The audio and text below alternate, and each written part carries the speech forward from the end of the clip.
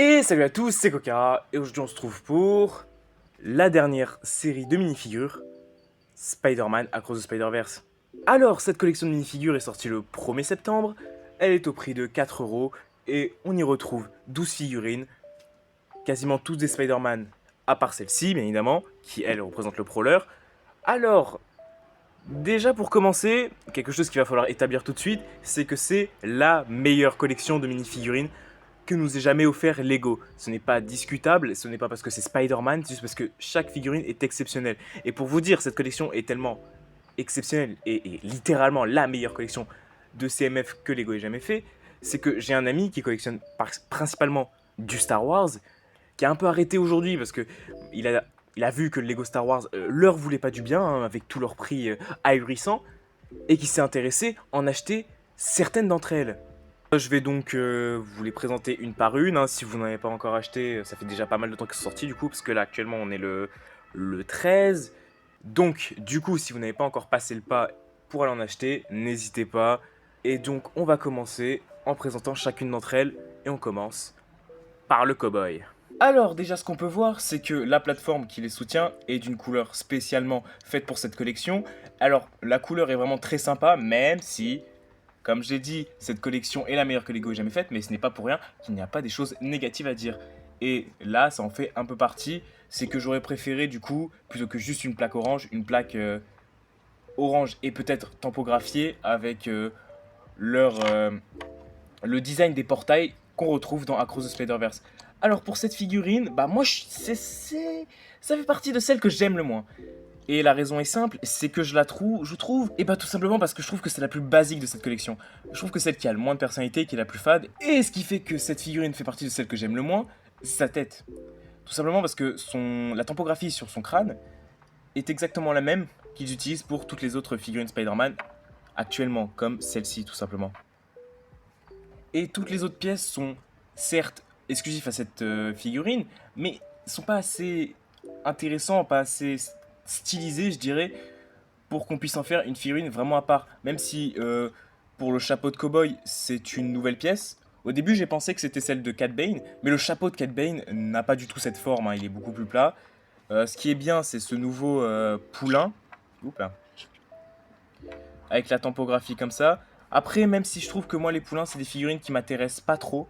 J'en ai deux autres, hein. J'ai un blanc et blond qui vient du calendrier de 2022, je crois, et un marron qui vient de la série de mini-figurines 22 ou 21, je ne sais plus.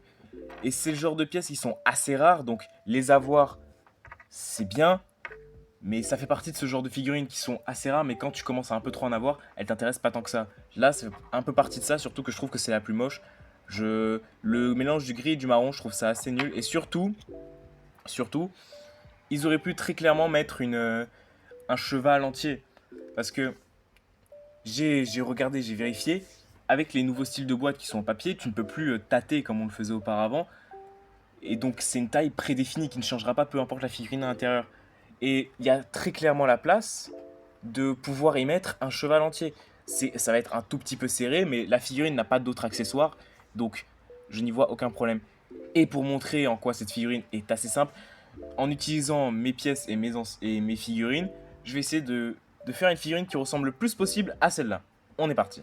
Et donc voilà mon propre custom. Alors comme vous pouvez le voir, bah, tout simplement, les jambes, c'est celle de la quasi-totalité des figurines Owen Grady. Le torse, ça vient de Dragono, je ne sais plus comment il s'appelle, le personnage principal de la série Les Animaux Fantastiques. La petite cape, c'est celle de Boba Fett, je crois. Le bandeau, le bandeau rouge, c'est celui de Kai. Et la tête, c'est exactement la même, mais ça vient des figurines actuelles de Spider-Man.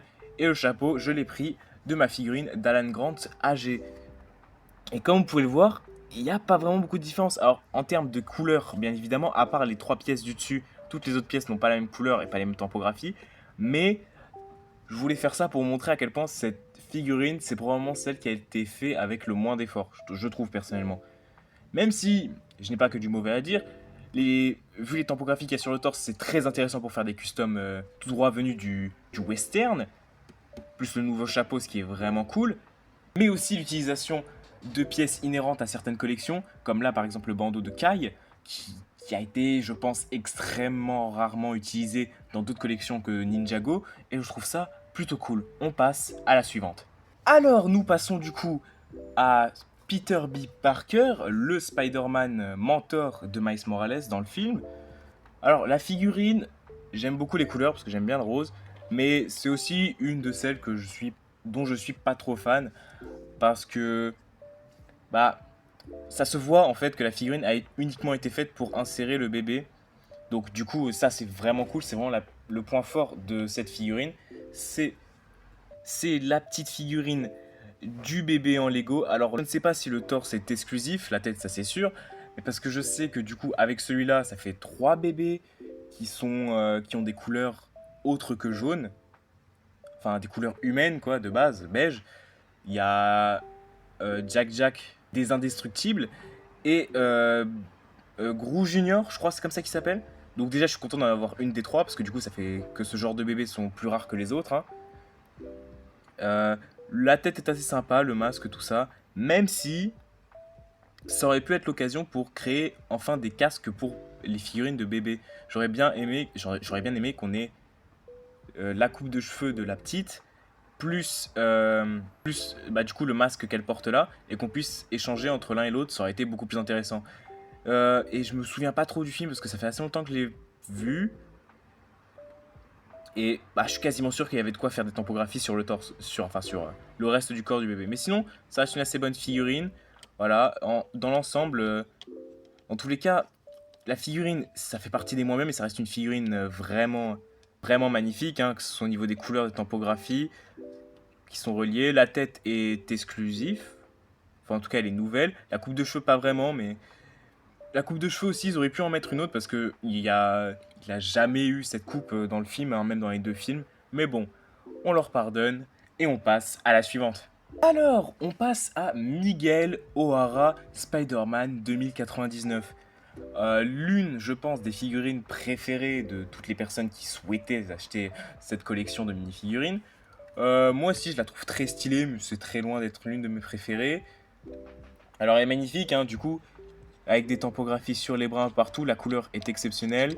La cape aussi, qui est une cape plastique, donc, et les capes plastiques, ça fait vraiment partie des meilleures capes que Lego peuvent faire. Je pense à Ultron, par exemple. Non, pas du tout Ultron. Vision, ouais, la cape de Vision, qui elle aussi était magnifique. Là, le design et tout, c'est splendide. La tête, tout est bien sur cette figurine. Le seul micro-défaut que je dirais, c'est la micro-figurine qui représente la genre d'intelligence artificielle qu'a Miguel tout au long du film. Mais je peux comprendre parce que faire une tampographie d'extrêmement grande qualité sur quelque chose d'aussi petit et qui n'est pas plat, parce que c'est une petite figurine, quoi. Je peux comprendre que ce soit assez compliqué. Même si, comme pour le bébé, ils auraient pu faire une mini-figurine avec un moulage spécial où on a sa petite coupe de cheveux, comme ils ont fait pour l'empereur dans Star Wars, hein, et qu'ils ont réutilisé pour les genres de fantômes noirs, j'ai oublié leur nom, qui gardent la prison d'Azkaban. Voilà, donc ce sera tout pour cette figurine. On passe à la suivante. Alors on passe à l'une de mes figurines préférées. Et je ne pensais pas, quand j'ai vu les premiers visuels, j'ai fait comme tout le monde, hein, mes préférés c'était des figurines qu'on connaissait, que ce soit 2099, le loup-garou et la cyborg. Mais maintenant que je les ai entre mes mains, il y en a vraiment qui se démarquent et c'est surtout une question de couleur. Elle est magnifique parce que déjà les tampographies sont vraiment cool, mais la couleur aussi, et surtout la tenue. Parce que très franchement, chaque pièce peut être utilisée pour d'autres customs sans que tu te dises directement ça vient de Spider-Man. Et ça, c'est assez cool. Les béquilles qui sont exceptionnelles, hein, le souci du détail de cette collection. Alors, est-ce que vous le verrez? Ouais, là vous voyez un peu. C'est qu'en fait, le haut des béquilles est un peu incurvé dans le moulage pour pouvoir rentrer parfaitement sur l'arrière des bras. Et ça, c'est des petits détails qu'on aime énormément. La casquette est cool hein, avec le petit signe Spider-Man. Et toute la tenue est vraiment très stylée. Les couleurs, j'adore. Cette figurine, c'est vraiment l'une des meilleures de cette collection. On passe à la suivante. Alors du coup, je crois que j'ai oublié de dire le nom de celle qui était passée avant, c'est Sun Spider, je crois. Et donc là, on a Spider India, hein, enfin Spider-Man en Inde. Très sympa elle aussi comme figurine. Alors l'objet, je trouve un peu Bon, autant pas en mettre, juste laisser l'animal qui est magnifique. Alors encore une fois, la figurine exceptionnelle, hein, topographie sur les bras partout. La coupe de cheveux exclusif, incroyable. Et le chat, je suis très content parce que la toute première itération de ce type de chat, c'était l'année dernière, hein, du coup. Non, ou cette année. Attendez. Euh, Oui, je crois que c'était cette année en fait. Je crois que c'était en début d'année où on a eu du coup le fan de chat avec ce chat-là. Je suis content d'avoir les deux qui étaient faits. Ça fait c'est comme si je complétais une micro collection parce que du coup les seuls deux chats qui ont été faits sous ce moule, je les ai. Je suis plutôt content. Je suis aussi content qu'ils aient changé la couleur. Ils soient quand même embêtés à changer la couleur et pas que la topographie, ce qui fait qu'on a quand même deux teintes, même si on a les deux. Ça, c'est extrêmement cool. La figurine est extrêmement stylée. Euh, les jambes et la coupe de cheveux peuvent être utilisées pour faire des customs incroyables sans qu'on se dise que ça vient de Spider-Man. Et ça, c'est super nickel. On passe à la suivante. Donc, on a Obi, le Spider-Punk, l'une des meilleures figurines de ce CMF. Enfin, même si elles sont toutes des figurines exceptionnelles, il est très facilement dans le top. Alors, petite information, c'est qu'il y a certaines figurines que j'ai en double, il y en a 7 des figurines que j'ai en double, et c'est toutes celles où on avait leur tête et leur masque. Donc leur tête avec leurs cheveux et leur masque, selon les figurines avec leurs cheveux ou pas. Ce qui fait que c'est extrêmement cool, et ce qui fait aussi que du coup j'ai cette guitare en deux fois. Parce que cette guitare, elle est vraiment magnifique. Alors j'ai d'autres guitares avec des topographies comme ça. Hop là, la petite crête s'est enlevée. Pif, paf, pouf. Les topographies sont vraiment cool. La figurine exceptionnelle, que ce soit au niveau des couleurs et de la tenue. Même si... Et en plus, il n'y a pas de signe Spider-Man apparent, donc c'est vraiment utilisable sur n'importe quelle figurine. Même le masque est exceptionnel. Et la crête, parce qu'ils auraient pu ne pas s'embêter et prendre les crêtes de base qu'on a toujours eu et la mettre en argenté. Mais là, ils en ont fait spécial avec des pics, et ça, c'est vraiment cool, on retient. On passe à la figurine suivante. On passe à Cyber Spider. Je vais pas vous mentir, je me rappelle plus du tout comment elle s'appelle. C'est pas un personnage vraiment important, enfin si, mais non, vous comprenez. Mais elle aussi fait partie de mes figurines préférées de cette collection, qui est vraiment dans le top. Et pour une raison simple, les couleurs. Elle a de magnifiques couleurs. Et surtout, ah si, on le voit assez bien sur l'image. Mais moi, cette figurine utilise une couleur que j'aime énormément chez Lego, c'est les couleurs sentientes. Les couleurs un peu qui brillent, comme avec les katanas de Ninjago dans les dernières saisons de Dragon Rising. Les genres de katanas blancs qui sont en réalité plus scintillants et qui sont plus dans une sorte de gris très clair qui brille, ce qui est vraiment stylé. Et là, ils ont utilisé la même chose pour le rose, vraiment magnifique, les topographies sont exceptionnelles. À la limite, l'objet Osef. La tête aussi est très bien, et surtout, c'est un très beau bleu. C'est un très très beau bleu qu'ils ont utilisé.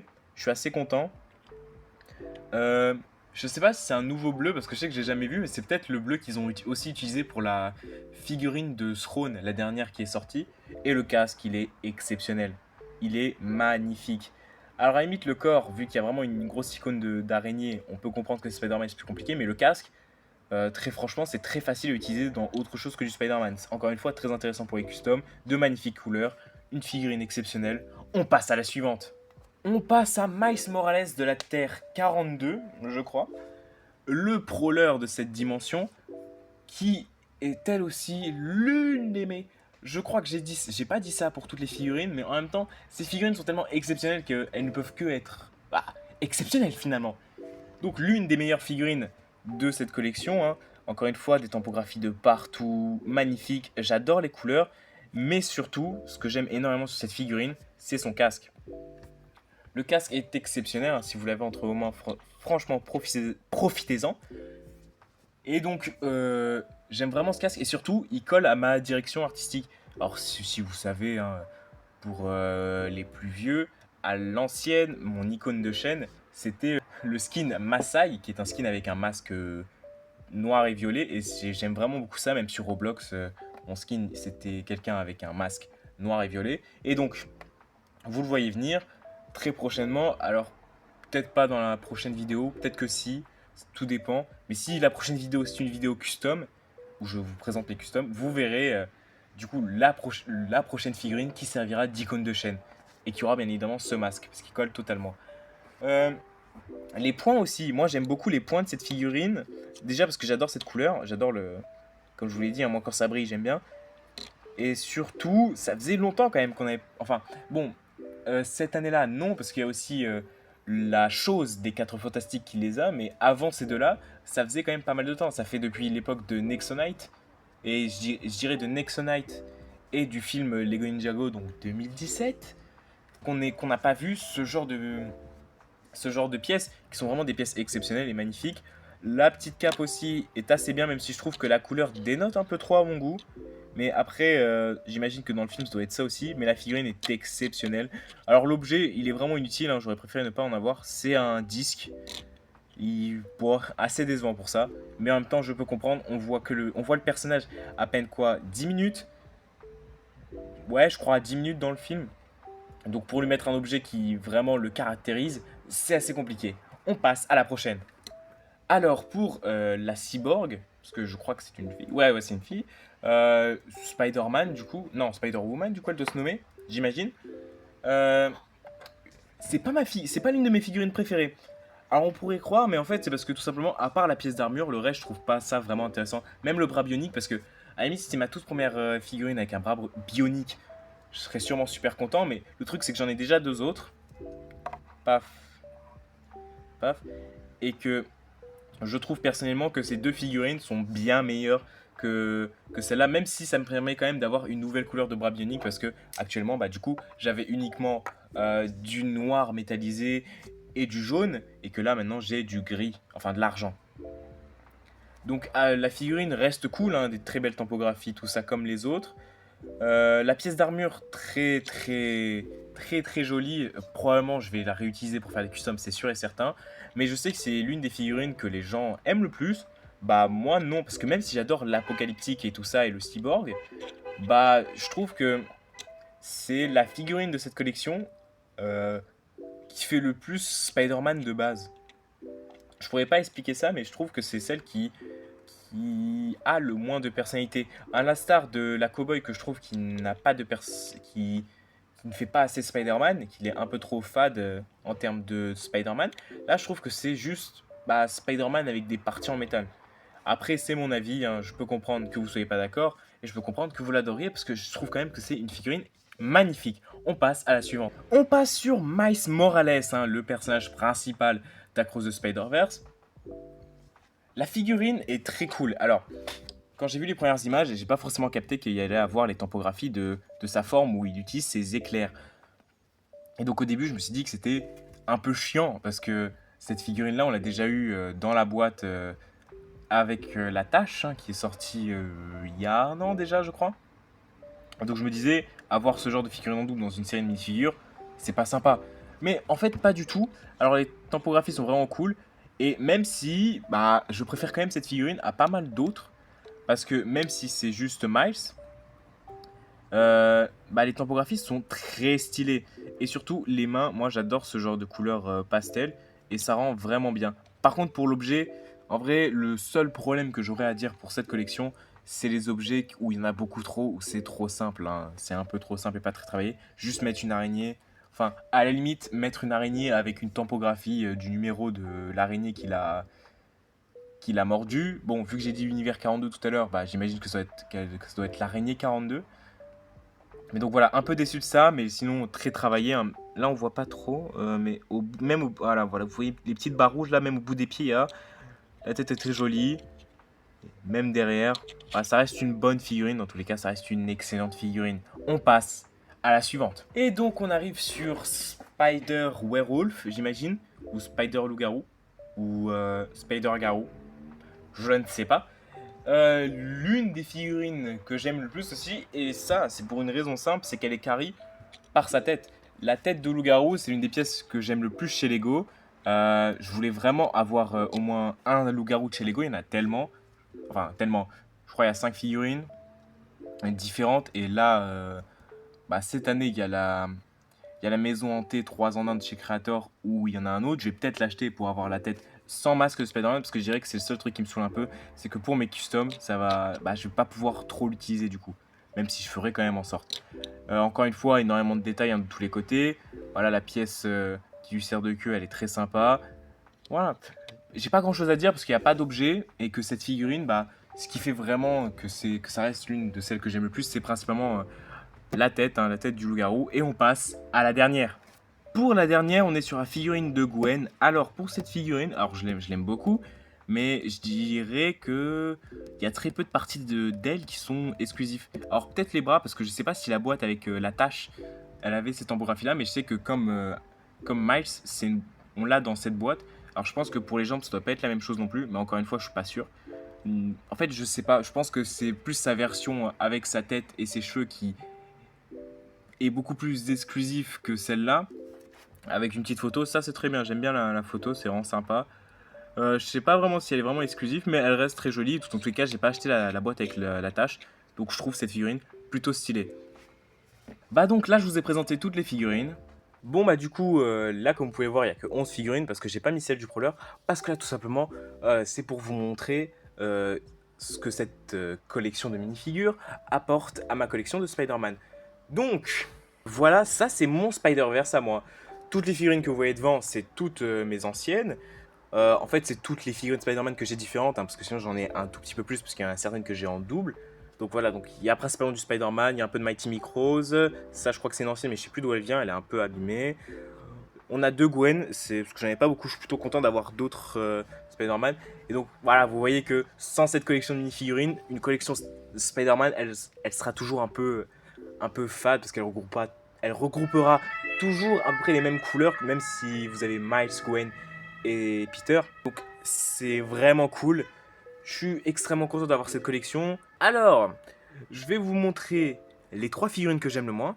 Donc voilà, ça c'est les 3 figurines que j'aime le moins. Comme vous avez pu voir, c'est celle que j'aime le moins. Et après, ça c'est le top 3, donc 1, 2 et 3. Alors la troisième, elle est vraiment loin par rapport aux deux autres, hein. C'est juste qu'il fallait bien que j'en choisisse une troisième. Et de toutes les figurines, c'est celle que j'apprécie le moins. Alors elle, je l'ai déjà dit, hein, mais c'est parce que franchement, si t'enlèves le masque de Spider-Man, tu ne sais jamais que c'est une figurine de Spider-Man. Celle-là, bah, c'est parce que elle a été faite uniquement pour le bébé, et l'autre parce que c'est celle que j'aime le moins, tout simplement. Même si, à ne pas oublier, c'est que ça reste des figurines exceptionnelles, hein. Ces 3 figurines-là restent bien meilleures que n'importe laquelle des figurines qui nous ait pu offrir pendant les CMF. Parce que jusqu'à maintenant, la meilleure c'était Donjons et Dragons. Maintenant, elle a largement été dépassée. Et maintenant, on va passer à mes 3 figurines préférées de cette collection de minifigures. Voilà, ça c'est mes 3 figurines préférées, je les aime énormément, donc 1, 2 et 3. Alors bah tout simplement pour la première, c'est pas plus compliqué, hein. Déjà j'adore les couleurs et surtout la pièce de casque va me permettre de me créer enfin une figurine qui correspond à ma direction artistique. Donc ça c'est vraiment cool. La deuxième c'est pour les couleurs et les pièces, hein, elle est vraiment splendide. Et la troisième, bah c'est pour à peu près la même chose, hein. Alors, je suis assez étonné parce que très franchement, à part pour le prowler, enfin le rôdeur, hein, en français, je ne pensais pas que ça serait ça mon top 3, hein. Très franchement, j'aurais plus dit pour Spider India, 2099, Werewolf ou Punk. Mais en fait, les couleurs et les tampographies, la figurine en elle-même a fait que je les ai sorties du lot et que je trouvais qu'elles étaient les plus appropriées dans mon top 3. Voilà. Bon, bah n'hésitez pas à me donner votre avis en commentaire, hein, quel est votre préféré, si vous en avez acheté, tout ça, tout ça.